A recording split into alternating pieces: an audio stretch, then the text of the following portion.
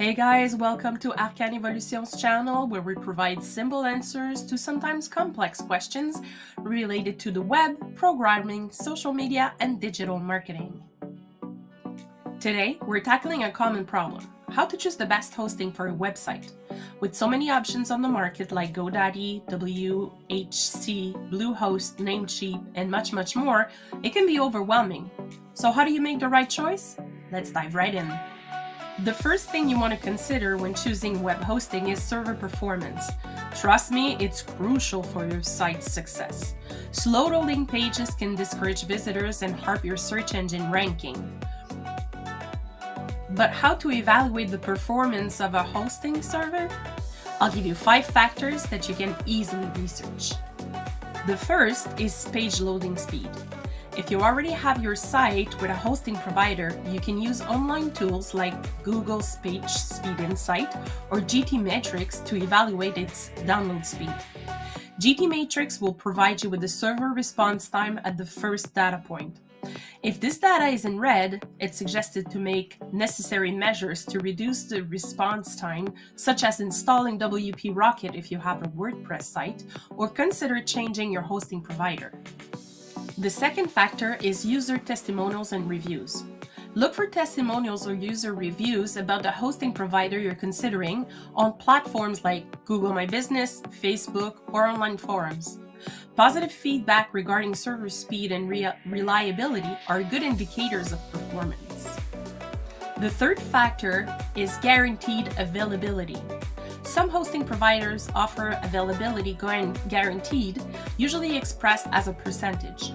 Check if the provider guaranteed high uptime, such as 99.9% or more.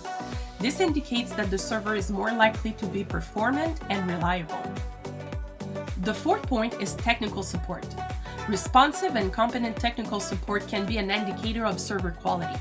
If the hosting provider has a support team available 24/7, it means they are ready to quickly resolve any performance issues that may arise.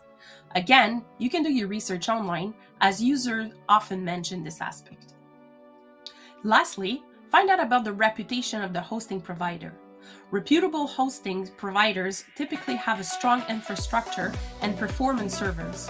You can check forums, online communities, or ask for recommendations from other users to gather information about the hosting provider's performance. Testimonials are useful, but keep in mind that people are more likely to share their experience if they were negative in some way. Use your judgment. These are the 5 factors I use to assess server performance. Moving on to the second crucial point, server location. If your site targets a specific region or you're a local business, it's best to choose hosting with servers in that region. This improves the loading time and relevance for local users. In simple terms, server response time affects your SEO. Now let's talk about security. It's essential to choose a hosting provider that prioritizes website security. Look for features such as firewalls, SSL certificates, and regular backups. Search engines value secure sites, and it will also impact your SEO. As previously discussed, availability and uptime are also crucial. You want your site to be accessible to visitors at all times. Therefore, choose a hosting provider that offers a high availability guarantee, ideally 99.9% or higher, as discussed in the performance criteria. Keep in mind that if your website is down because of your hosting provider, you will not have access to your emails. Another point is scalability. If your site grows, demands more bandwidth, and becomes popular, does the hosting provider give you the option to easily and quickly increase your bandwidth or storage without having to migrate your site? Scalability is often overlooked, but it's essential for future growth. Ensure that your hosting plan can easily scale as your site expands. This way, you won't have to worry about technical issues or a decrease in user experience when your site attracts more traffic. I'd like to add one last point that may or may not apply to everyone: emails.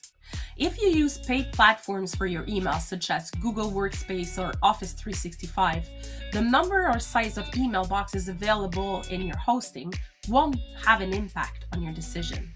However, if that's not the case, it's important to check how many email boxes are offered with the hosting package, what technology is used, either POP or IMAP, and most importantly, what is the size limit of the email boxes. We'll discuss this in an upcoming episode. Would you like examples of hosting providers that have fallen short or limitations we've encountered with certain hosts? Read our comprehensive article available online. Thank you, everyone. Like, share, and connect. Have a great day.